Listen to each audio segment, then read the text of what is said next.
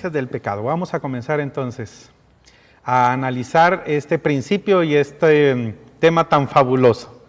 Las consecuencias del pecado contra el Espíritu Santo son terribles, terribles, terribles. Dios abandona al hombre a sí mismo. Nadie puede burlarse de Dios.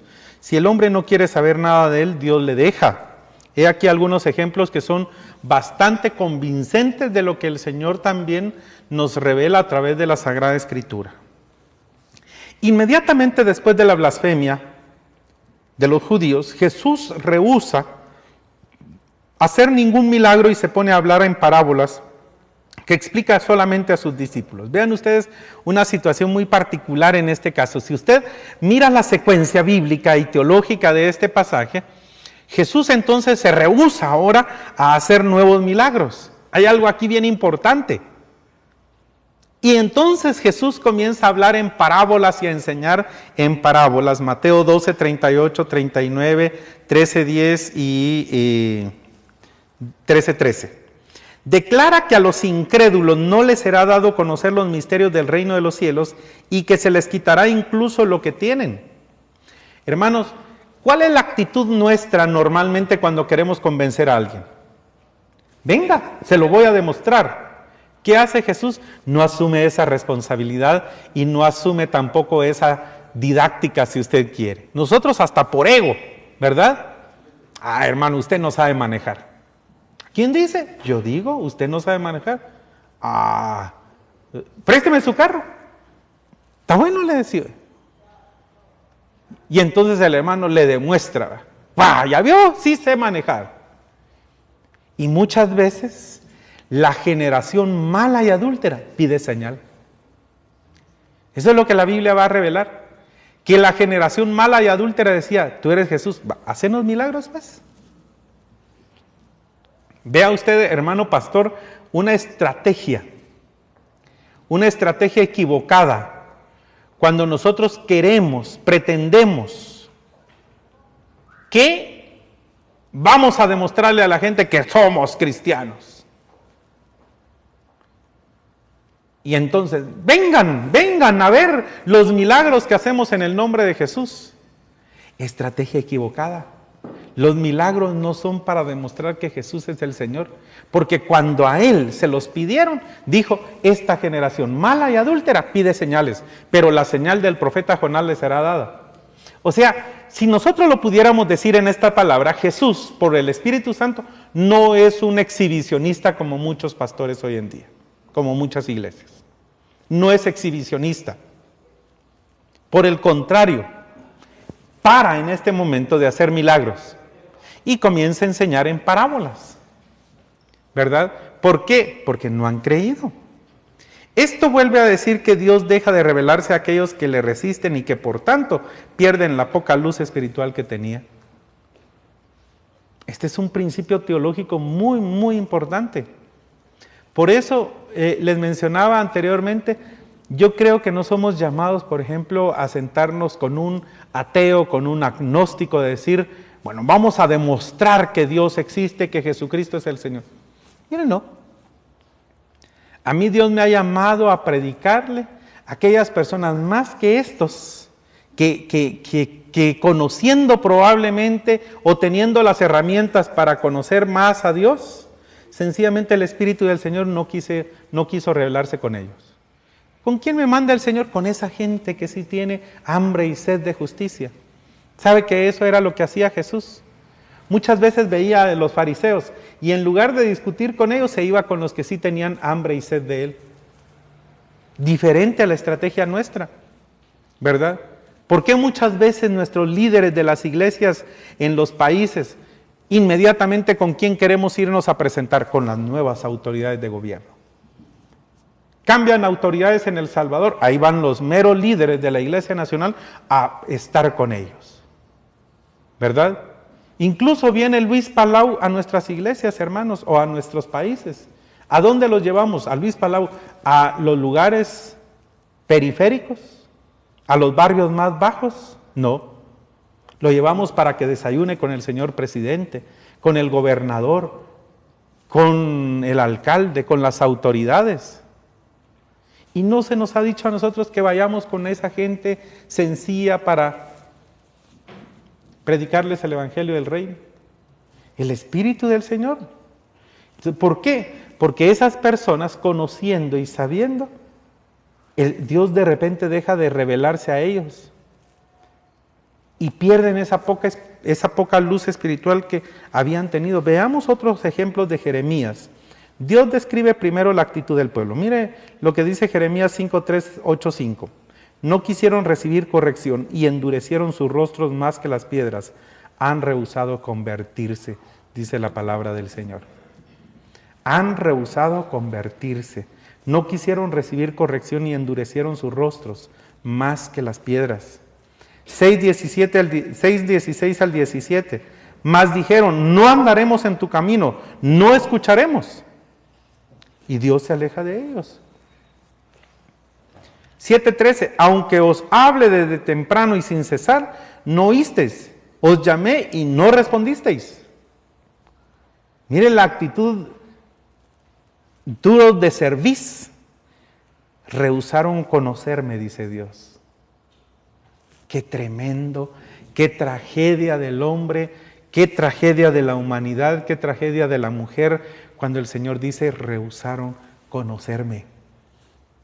Entonces el Señor les habla de lo que va a hacerles, y os echaré de mi presencia. Este abandono es tan completo que 4 veces repite Dios al profeta que ya es inútil rogar por el pueblo porque él no va a escucharle.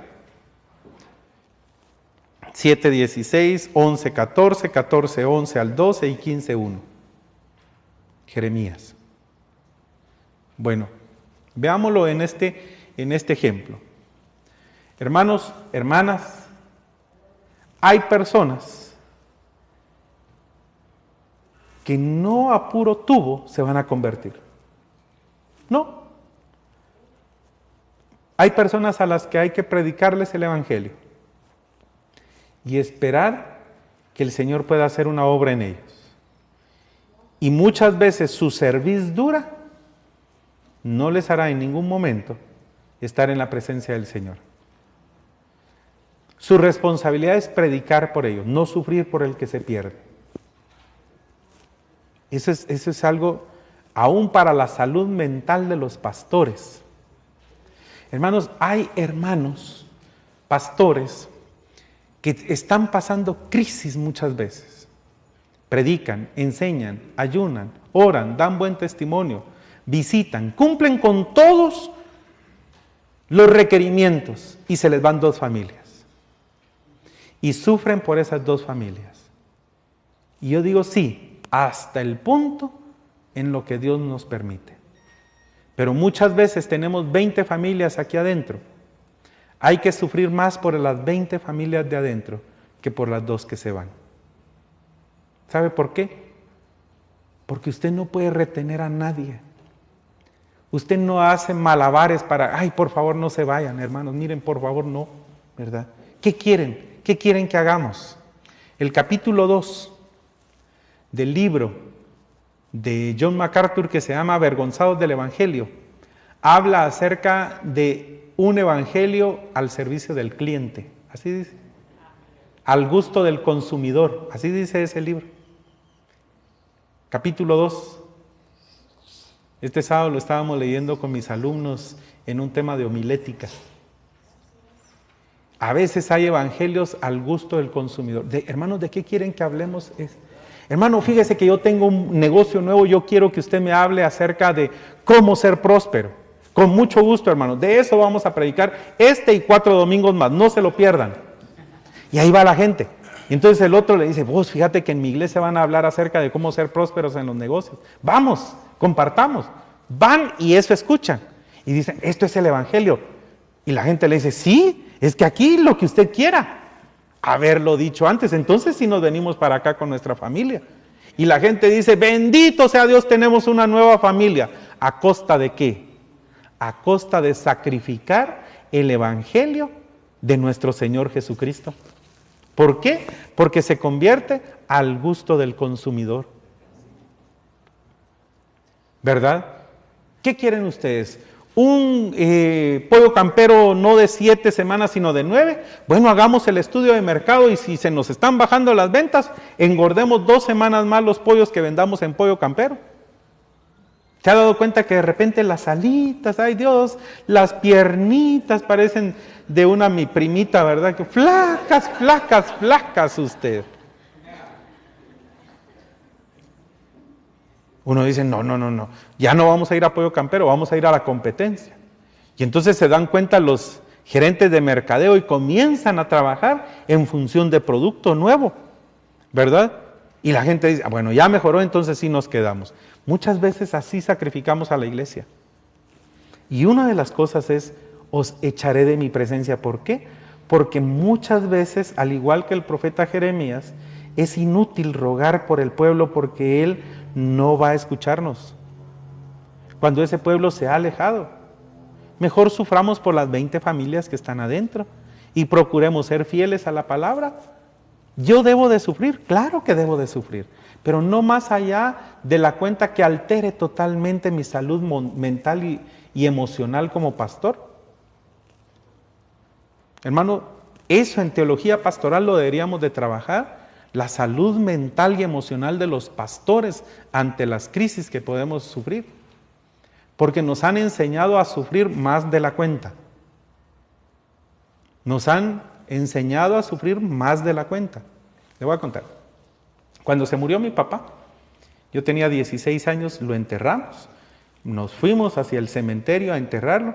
Allá en donde nosotros lo enterramos, en el pueblo de mi familia, se sale más o menos del templo, porque se le vela en la casa y en el templo salimos, y son más o menos entre 18 y 20 cuadras hacia el cementerio, y el cementerio queda con una serie de escalones que no sube carro. Entonces hay que subir el féretro sobre los hombros hasta allá arriba, y ya entra uno otra vez a un lugar plano y ya llega con el féretro desde que salimos del templo, más o menos unas 18 cuadras, hasta allá cargando el féretro. No se va en carroza fúnebre, se va sobre los hombros de los hombres, porque las mujeres no cargan, ¿verdad? Bueno, yo me puse luto ese día que lo enterramos. Al siguiente día ya no me puse luto, me criticaron y me dijeron, vos no lo querés, no quisiste a tu papá. ¿Por qué? Porque no lo estás llorando. Y la gente nos enseña a que si sufrimos, tenemos que sufrir con dolor y llanto, si no, no es sufrimiento. ¿Quién dice eso? Y muchas veces así nos han enseñado también en el pastorado. Y el Espíritu nos da a nosotros convicción a veces en su palabra cuando nos dice, miren, no oren por esa familia. Endurecieron su cerviz y no quisieron conocer al Señor. Bueno, Señor, nos da tristeza, pero hasta ahí nada más. No pierdo la salud mental, ni emocional, ni la paz espiritual por alguien que quiere ser mundano y pagano toda su vida. O sea, hay una palabra sana para nosotros de no sufrir más allá de la cuenta. Mi tía, casada con su esposo. El esposo abusaba de ella, le pegaba, era borracho. De repente 15 días que no le pegaba. Y entonces mi tía dice, ay, de plano, aquel, ¿verdad? Julio se llama, Julio ya no me quiere. ¿Por qué? Porque ya no me pega. Pero muchas veces esa salud emocional y mental en los pastores o en las familias pastorales se evidencia. Porque quieren sufrir más de la cuenta. No hay que sufrir más de la cuenta, porque hay momentos en los que las familias, las personas, se alejan del Señor, quieren estar ahí, y nosotros tenemos que cumplir un papel hasta donde el Señor lo permite, no más allá. Otra vez con ese dicho, ¿verdad? Hay más papistas que el Papa, hay más misericordiosos que Dios. Por eso es que hay pastores que se prestan a mandar al cielo a todas las personas que mueren, ¿verdad? ¿Cómo va a ser que Dios mande al infierno a alguna persona? Y entonces lo que hacen es ser más misericordiosos que Dios. Y ese es un error bárbaro. El corazón del hombre está endurecido. No es Dios, sino el hombre el que voluntariamente endurece su corazón primero. Esto se ve bien claro en los evangelios. Es por lo que Mateo 13, 14 y 16 dice: con los oídos han oído pesadamente y han cerrado sus ojos para no ver nada con sus ojos y no oír con sus oídos y no entender con el corazón y convertirse y que yo los sane. Mire, son palabras de Jesús. ¿Podrá cuestionarle usted a Jesús? ¿Se atreverá a cuestionarle a Jesús? Jesús nos dice aquí que el hombre endurece su corazón. Es que tal vez Dios se lo endureció. No. Su pecado de incredulidad hace que el hombre endurezca su corazón. Mateo 13, 14 y 16. Analícelo en casa. Estúdielo y se percatará usted de esta situación. El hombre endurece su corazón delante del Señor. Cuando usted cita el corazón de Faraón, que Dios endureció su corazón, ¿a qué se refiere? Que Dios se alejó de él. El que Dios se aleje del hombre termina de endurecer su corazón. ¿Por qué? Porque la revelación es lo que nos hace sensibles delante del Señor. ¿Verdad? Cuando, por ejemplo, comprendió Balaam su pecado, fue cuando Dios se reveló de él. Pero cuando Dios se aleja, el corazón del hombre se endurece. Porque quien oye la llamada del Señor y no responde a la misma, endurece su corazón. Es por eso que el Santo Espíritu dice: si oyereis hoy su voz, no endurezcáis vuestro corazón. ¿Qué hacemos con esos textos? Pues comprender que el Espíritu del Señor no es el que endurece. Por el contrario, el Espíritu del Señor lo que está haciendo es ablandando. La predicación ablanda. El que endurece su corazón es el hombre que dice: no quiero creer eso. ¿Verdad? No quiero creer en eso. Mire, eso se mira reflejado, por ejemplo, en las situaciones que estamos viviendo de violencia en nuestros países centroamericanos, mexicanos, dominicanos. Bueno, donde quiera que nosotros vivamos, encontramos esto. De repente le dice la mamá al hijo: mi hijo, después de las 10 de la noche sabes que en esa esquina están matando personas. A mí las balas me tienen sin cuidado. Sale y se muere por un balazo. ¿Qué podemos decir? El Espíritu Santo no lo guió, no. Él endureció su voz ante el mandamiento de su propia mamá. Por supuesto, hay personas que son alcanzadas. La semana pasada, precisamente con un muchachito de la iglesia, se quedó en un fuego cruzado y fue herido saliendo de la universidad. Esa es parte de la maldad en la cual nosotros estamos viviendo, y aún los hijos de Dios pueden ser alcanzados por las balas, por la mano del enemigo. Claro, lo que nos garantizó el Señor: mire, nadie va a tocar tu alma ni tu corazón. Podrán atentar contra tu cuerpo, pero diferente es aquel que le dice la mamá: allá en la esquina a las 10 de la noche están matando personas. No importa, a mí las balas no me hacen daño. Sale y se muere. Eso es lo que pasa con algunos hermanos en la iglesia. Miren, hay esos dos tipos de personas. Hay hermanos que tienen la tentación, se les advierte y caen. Hay otros hermanos que tienen la tentación, se les advierte, procuran alejarse y muchas veces el enemigo les pone trampa, pero es distinto.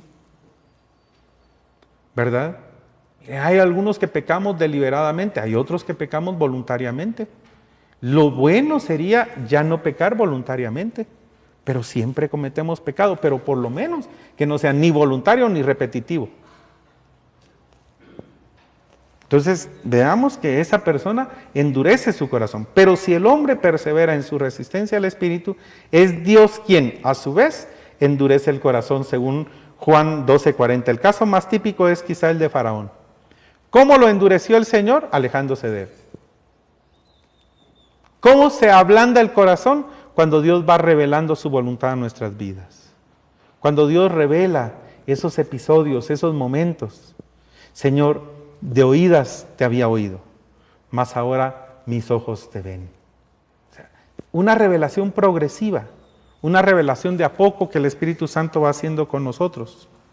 Se dice primero 6 veces que endureció su corazón y rehusó obedecer las órdenes de Dios. Eso lo dice Éxodo.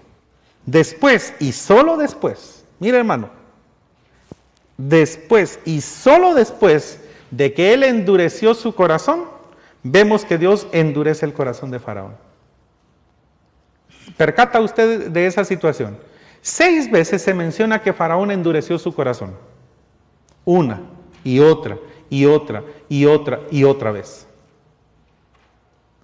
Pero solo después de eso es que la Biblia menciona que entonces Dios endurece el corazón de Faraón. ¿Después de qué? De que 6 veces él lo endureció delante de Dios. ¿Y cómo lo hace Dios? ¿Le quita un corazón de carne y le pone un corazón de piedra? No, se aleja de él. Y entonces Faraón termina con un corazón no solo de piedra maciza, intocable, ante la presencia de nuestro Señor. Por otra parte, para endurecer un corazón, Dios no tiene que hacer mucho. Le basta con retirarse y cesar de solicitarlo por su espíritu. Una vez el corazón se ha endurecido, ¿qué pasa? ¿Qué pasa cuando el corazón termina por endurecerse fatalmente? ¿Qué pasa cuando hay un corazón tan duro que no quiere estar haciendo la voluntad de Dios? Mire hermano, si usted lo ve en esa secuencia, se hace imposible arrepentirse. Hebreos 6:6 nos habla de hombres que no pueden ser llevados al arrepentimiento. De hombres que escucharon y no pueden ser llevados al arrepentimiento por un corazón que ha sido ya tan dañado, tan endurecido, que Dios se ha retirado. Mateo 13:15 dice también que este endurecimiento les impedirá ver, comprender y convertirse. Hermanos, hay personas que tienen ojos y no ven igual que los ídolos del Salmo 115. Tienen ojos y no pueden ver. Están viendo, otra vez el dicho, ¿verdad? Están viendo la tormenta y no se arrodillan para pedirle a Dios y rogarle a Dios. Así hay personas. Se hablan muchas veces de que hay más víctimas en alguna tragedia anunciada por negligencia que por la catástrofe en sí. Hay más víctimas a veces por eso. Yo les comenté a ustedes acerca de ese bus que cuando nos llevó a Chajul, el Quiché, le dijimos, mire, ese bus está dañado. Ese bus está dañado. Y por negligencia siguió con su ruta. Y el bus tuvo 20, 30 personas muertas. ¿Por qué murieron esas personas? Por la negligencia de un hombre al cual se le advirtió. A veces hay más accidentes por negligencias que por el accidente en sí. Y muchas veces nosotros podemos comprender esto, hermanos. Miren, hermanas, lo que nos está diciendo la palabra del Señor es que el endurecimiento del corazón de las personas les impide ver con prudencia, les impide ver su futuro, les impide ver, por ejemplo, lo que el Señor quiere es sacarlos del infierno y llevarlos a la tierra prometida. No comprenden de los beneficios del Señor y tampoco entonces quieren convertirse delante de nuestro Señor. Es evidente que si alguien rehúsa todo auxilio divino, no sentirá ya más la convicción de pecado producido por el Espíritu Santo. Y no podrá ir a Cristo porque nadie va a Él si el Padre no lo atrae. ¿Verdad? Eso lo dice San Juan 6:43. Nadie puede venir al Padre si el Padre no lo atrae así también. ¿Verdad? Y eso solamente se consigue cuando el Espíritu del Señor está haciendo una obra y entonces nosotros abrimos nuestro corazón para que el Señor pueda hacer esa obra y completar esta obra. Estábamos hablando de un pasaje, de ese pasaje que a veces se ha mal comprendido de la mujer que toca el manto del Señor. Y la pregunta concreta era, de parte de algunos hermanos, como hermano Margarito, era, ¿qué lo sanó a esta mujer? ¿Su fe o el Espíritu del Señor? Y entonces yo le digo, ¿por qué tenemos que dividirlo? ¿Por qué tenemos que dividirlo? Le voy a explicar. ¿Sabe? La fe mueve a esta mujer. Y entonces se acerca. Por su fe ella se acerca. Por su fe ella dice, si tan solo tocara el borde de su manto. Esa es la fe. O sea, el que ella dio ese paso. Ahí va Jesús en medio de la multitud. ¿Quién la sana? El Espíritu del Señor. Jesús estaba siendo rodeado, tocado, sus vestiduras palpaban otras vestiduras, su vestidura tocaba a algunas otras personas, sin embargo es diferente. ¿Por qué? Porque por la fe esta mujer dice, si tan solo tocare. Entonces, no es que su fe le sane, es que su fe la conduce con el sanador que la sana. Y entonces, poder salió del Señor, dice, es que la Biblia es clara.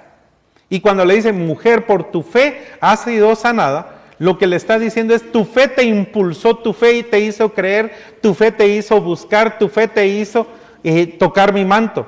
Y por esa fe, el Espíritu viene y te sana. O sea, la Biblia no separa las dos ideas. La Biblia no separa las dos ideas, sino que la Biblia lo que hace es juntar las dos ideas y darnos a nosotros una explicación bastante evidente y bastante lógica de lo que es la palabra del Señor, ¿verdad? Entonces, eso es la bendición de la palabra del Señor, y es la bendición que nos da a nosotros el Espíritu del Señor.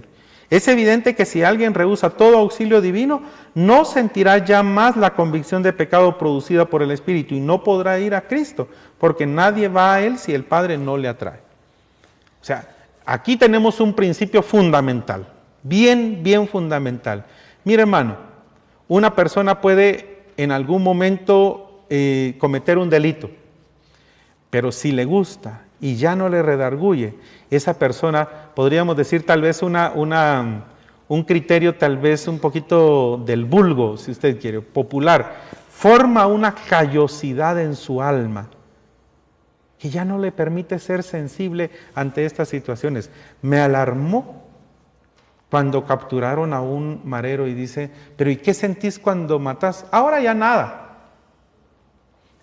Esa expresión teológicamente es porque el Espíritu del Señor redarguye, pero cuando estos hacen duro su corazón, se alejan una y otra vez más del Señor, y el Señor también termina de retirarse, de darles la oportunidad a estas personas en su convicción y en la conversión de su pecado. Los ejemplos de Saúl y de Judas, a pesar de las apariencias, confirman lo que acabamos de decir muchas veces citando Hebreos 12:17. Dice del profano Esaú, más tarde, aún deseando heredar la bendición, fue desechado, pues no halló oportunidad para el arrepentimiento, aunque lo procuró con lágrimas. Hablando de Esaú. Mire cómo lo dice la Biblia. Y lo cita Hebreos.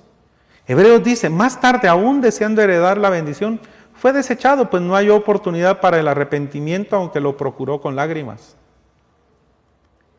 Mire, hay que comprender la Biblia y también el Nuevo Testamento cuando dice que Esaú había vendido su primogenitura. Le voy a poner un ejemplo más. Más fácil ver en Génesis 27, 38, 41, que las lágrimas de Esaú eran debidas al interés más que a lamentar el pecado, y que su arrepentimiento no era sincero ante Dios, puesto que al mismo tiempo la ira y el deseo de matar llenaban su corazón. O sea, era más por conveniencia propia que por arrepentimiento. Y aquí quisiera hacer dos cosas y hacer dos distinciones. Hay personas que no se arrepienten. Hay personas que lo que hacen es tener remordimientos. Y eso es diferente. Eso es diferente. Arrepentirse no es sinónimo de remorderse. El remordimiento se da en algunas personas, pero no necesariamente es un arrepentimiento. El otro pasaje es cuando Judas con las 30 monedas de plata dice, ya vendí al maestro. Él es el Mesías, Él es el Redentor. No dice nada de eso. siente un remordimiento y tira las monedas, y su remordimiento no lo produce un arrepentimiento por el Espíritu del Señor, porque entonces él lo hubiera hecho, a diferencia, por ejemplo, de Pedro, que se arrepiente y pide perdón, y el Señor le da la oportunidad. Pero vea ustedes lo que hace Judas. Su remordimiento, que no es arrepentimiento, lo conduce al suicidio, ¿verdad? Porque en el fondo no estaba arrepentido de lo que había hecho.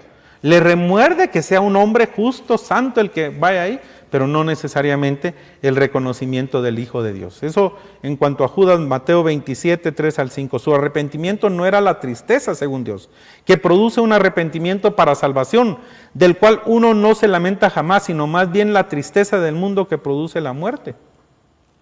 Pero hermano, esas son cosas distintas. Hay personas que tienen el remordimiento. Yo he conocido personas que vienen bien bolitas y dicen, mire, yo me arrepiento porque, dejé sin sueldo, sin gasto a mi esposa. Y a la semana siguiente, otra vez están allí, bebiendo licor. ¿Qué pasa? Que lo que ha tenido es un remordimiento. La esposa le dijo, ¿cómo fuiste de ingrato? Mirá, te gastaste el pan de los patojos, mirá, ahora voy a tener que pedir fiado, mirá, voy a tener que pedir prestado. Y le remuerde el corazón y la conciencia, si usted quiere. Y dice, cierto, ¿verdad? Le fallé a mi esposa, le fallé a mis hijos, todo por beber. Y lo que tiene es un remordimiento, no una convicción de pecado, un arrepentimiento genuino. Porque el constatar el pecado y temblar ante sus consecuencias no es todavía el verdadero arrepentimiento. Hay personas que tiemblan ante su pecado y dicen, ¿qué hice? ¿Y ahora cómo salgo de esta situación tan difícil? ¿Qué hago? Ya me robé estos 1000 quetzales, ¿qué hago? Y peor si voy preso, peor si me van a denunciar, peor si alguien me vio. Pero realmente está pensando y diciendo, no, Señor, perdóname, ya no lo vuelvo a hacer, te ofendí a ti. Fíjense una cosa importante, principalmente con las personas que han sido corruptas en nuestros sistemas políticos y de repente pasan ahí ahora en iglesias evangélicas. Para mí, y eso me han dado ganas de escribir una carta a los lectores, para mí tendría que ser la actitud de personajes como Nicodemo. ¿Qué dice Nicodemo cuando se arrepiente? Miren, vean ustedes, me arrepiento, Señor, perdóname. Pero si le robé 100 quetzales a esta hermana, permíteme devolvérselo al doble, al triple, saqueo. No era Nicodemo, era saqueo, ya vieron. Permíteme devolverlo con creces. Aquí no. De repente el pastor hasta le dice, ahí le encargo el diezmo de eso a usted. Y le puedo citar funcionarios públicos que están en esas iglesias acusados de corrupción. ¿Se recuerdan aquellos millones que se robaron del Campo Marte? ¿Quién era? Y ahí está en una iglesia. Y dice que ahora es pastor, que devuelva lo robado, como parte de su arrepentimiento. Ese es arrepentimiento. Si no solo tuvo un cambio de tacuche, un cambio de disfraz, pero nada más que eso. Muestra que por desgracia no estaba dispuesto a abandonar el camino de la desobediencia ni del pecado. El caso de Pedro demuestra, al contrario, que incluso después de un pecado grave, un corazón sincero puede arrepentirse verdaderamente y obtener el perdón. ¿Cuál fue el pecado de Pedro? Negar a Jesucristo. Ese es un pecado grave, gravísimo. Pero ¿qué pasa? El Señor lo perdona. Bendito sea Dios, ¿verdad? Esa es la diferencia entre remordimiento de Judas, por ejemplo, y el arrepentimiento de Pedro, como un bonito elemento. Cuarto punto. El creer se vuelve imposible para esas personas a las cuales el endurecimiento de su corazón se palpa y se ve. Juan 5:44. ¿Cómo podéis vosotros creer? Pues recibís gloria los unos de los otros y no buscáis la gloria que viene del Dios único. Entonces esta gente se vuelve incrédula. Nada cree. ¿Se ha dado cuenta que así hay personas? Hermano, fíjese que vimos la gloria del Señor. No. Mire, Tomás, hasta que yo crea, va a ser básicamente porque yo vea. Se vuelven incrédulos. Hay personas en nuestras iglesias que son incrédulas. Fíjese que vino aquel hermano confesando su pecado. Yo lo conozco a él. A él no va a ser buen cristiano. ¿Por qué? Se vuelve incrédulo. Y hay incrédulos en nuestras iglesias. Hay incrédulos. Juan 12:40 dice, ha cegado los ojos de ellos y endureció su corazón para que no vean. Por las mismas razones que hemos indicado a propósito del arrepentimiento, aquel que no quiere obedecer a Dios no puede creer sin su ayuda. Aquel que no quiere obedecer a Dios no puede creer sin la ayuda de Dios. Hermanos, esto es así. Nadie puede creer si no es con la ayuda del Señor. Nadie puede ser un creyente si no es con la ayuda de nuestro Señor. Por tanto, no habrá tenido ayuda para recibir la fe que Dios da a aquellos que sinceramente se acercan a Él. ¿Cuál es el primer paso? Tener fe. Muy bien, pero la fe no produce arrepentimiento. La fe conduce a aquel que nos provoca arrepentimiento y nos da a nosotros la convicción del perdón de nuestros pecados. Finalmente, una última consecuencia del pecado contra el Espíritu Santo es que no se puede obtener ya el perdón. Eso es bien serio, ¿verdad? Pero el Señor así nos lo demuestra en su palabra. A Jacob amé y a Esaú deseché. ¿Verdad? Hermanos, no suframos por los que son desechados. Mejor trabajemos y funcionemos a raíz y a razón de aquellos que son llamados por el Señor. Claro, yo tengo que orar por todo el mundo, debo de orar, para que el Señor nos indique que la buena predicación y la buena palabra alcancen a aquellas personas que han de ser salvos. Y el Señor nos indica, hermanos, que debemos de tirar la red. Algunos peces serán comestibles y otros tendrán que ser devueltos al mar porque no sirven para ser comestibles.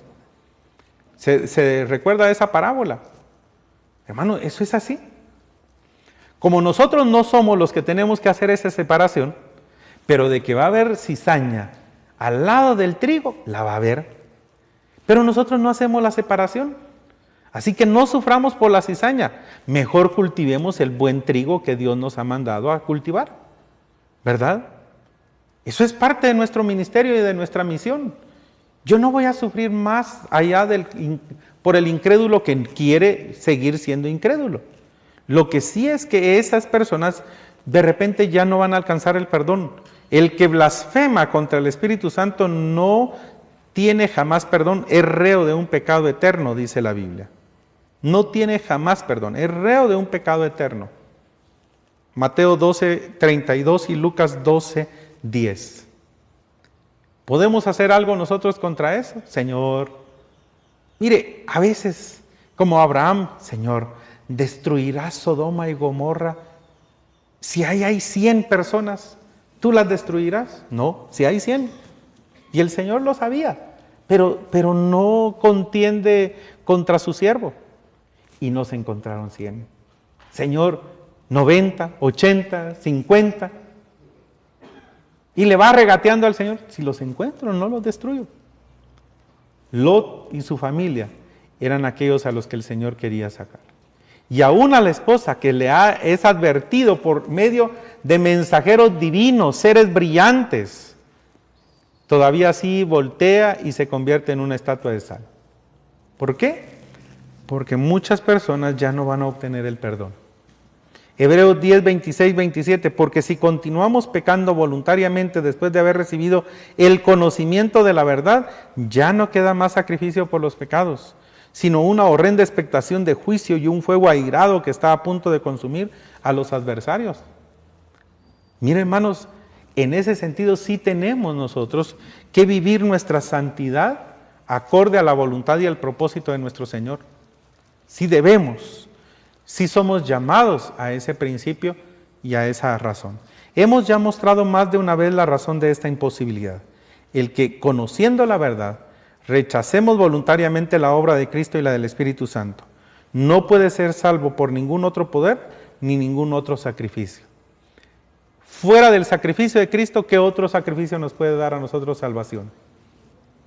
Y la Biblia dice aquí en el pasaje que hemos visto, porque si continuamos pecando voluntariamente después de haber recibido el conocimiento de la verdad, ya no queda más sacrificio por los pecados, el sacrificio de Cristo, sino una horrenda expectación de juicio y un fuego airado que está a punto de consumir a los adversarios. Pero tendrá que morir otra vez Cristo por aquellos pecadores que ya fueron contumaces. La Biblia dice que no, un sacrificio y para siempre. Bueno, y entonces, Señor, ¿qué pasará con ellos? No te preocupes. La cizaña crecerá con el trigo y el Señor la separará por su Espíritu Santo. Ahora, eso nos da a nosotros no insensibilidad pastoral, sino sujeción a aquel que nos ha hecho llamar sus pastores. ¿Verdad? Yo estoy sujeto al Espíritu del Señor y sujeto al que me llamó como pastor. Mi espíritu no puede contender con el Espíritu del Señor, porque Él tiene su razón, su propósito, su voluntad, su misericordia y su plan trazado. Dios no quiere forzar a nadie a que le ame y no puede ofrecer nada más que a su Hijo y su Santo Espíritu. Por otra parte, el castigo de este pecado no cesará jamás. Es eterno, dice la Biblia.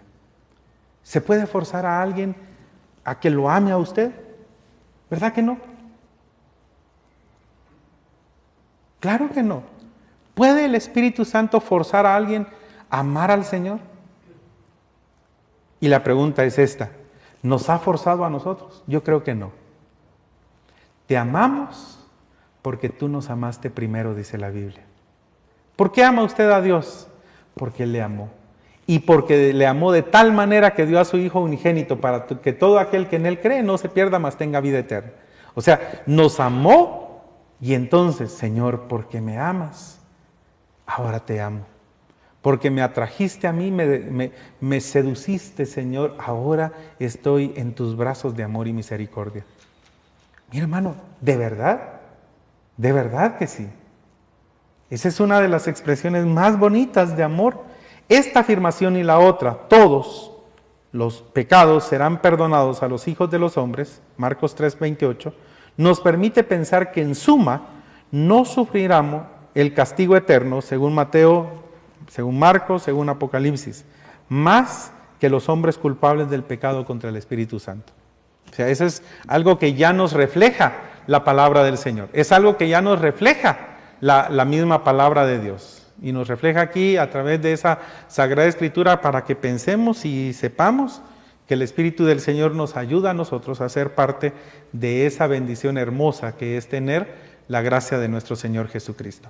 ¿Quién puede cometer el pecado contra el Espíritu Santo? Por definición, todos los que hasta el fin rehúsan arrepentirse y aceptar al Salvador. Pero ¿es posible que un hijo de Dios verdaderamente regenerado cometa este pecado?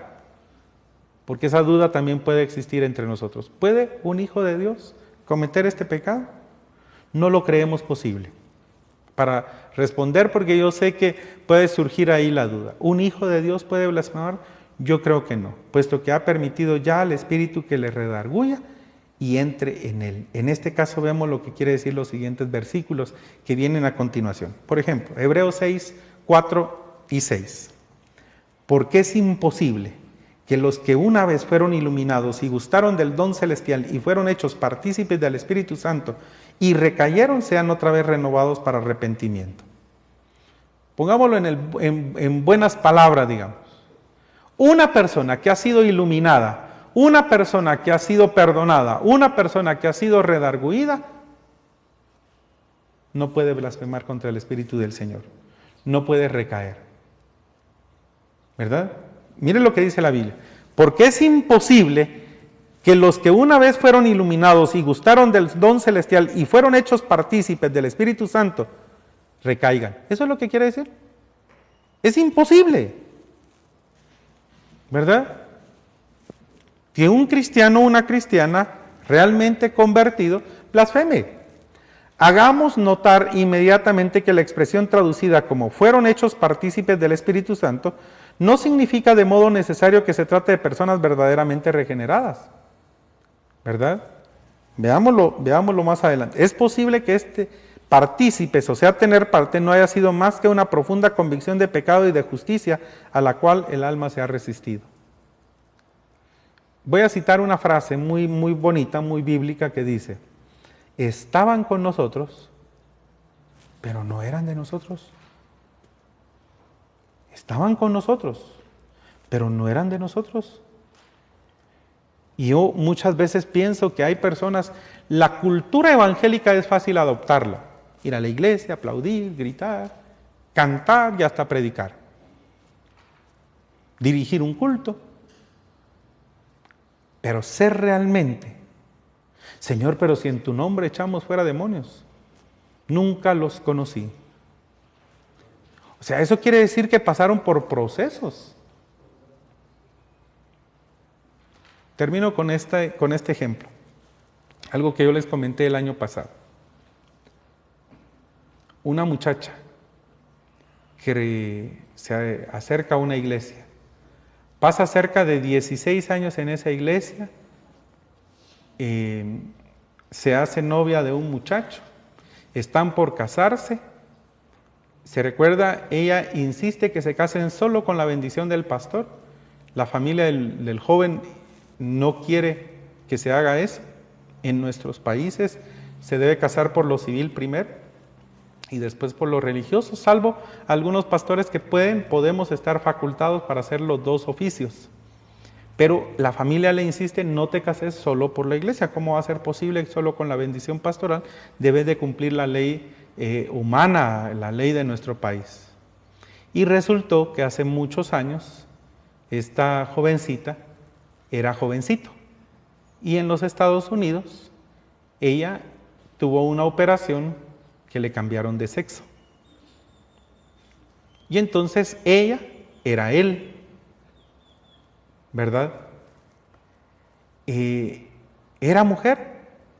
Pues el hombre había intervenido y había echado mano y tenía algunas características de tener órganos femeninos, pero no necesariamente.